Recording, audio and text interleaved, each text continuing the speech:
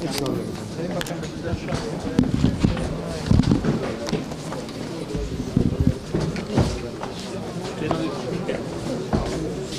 Şubat'ta okullar açılıyor idi. Dün akşam arkadaşlarımızla, Sayın Valimizle, Malatya Valimizle ve arkadaşlarımızla istişare ettik. Sahanın durumunu da görüyoruz. Çünkü bir taraftan evlerine giremeyen vatandaşlarımız var, ağır hasarlı evler var.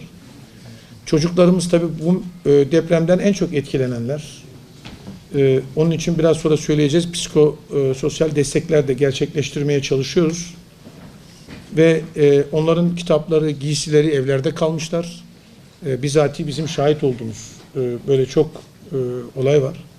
Onun için hem öğretmenlerin gelişi hem de deprem sebebiyle Elazığ ve Malatya'yı ilgili ilçelerini terk edip hem başka yerlerde bazıları şehrin dışında konaklayan vatandaşlarımız var. Dışarıdan gelecek öğretmenlerimiz var.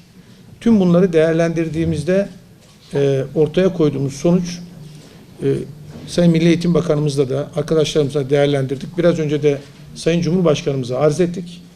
Ve 3 Şubat'ta Elazığ'ın tamamında açılacak okulların 10 Şubat'a aynı zamanda Malatya'da 3 Şubat'ta açılacak okulların Doğanyol, Pötürge, Kale ve Battalgazi ilçelerinde 10 Şubat'ta açılması konusunda kamuoyuna bir duyuru yapma zarureti ortaya çıkmıştır. Özellikle üniversitelerde de ara tatil var.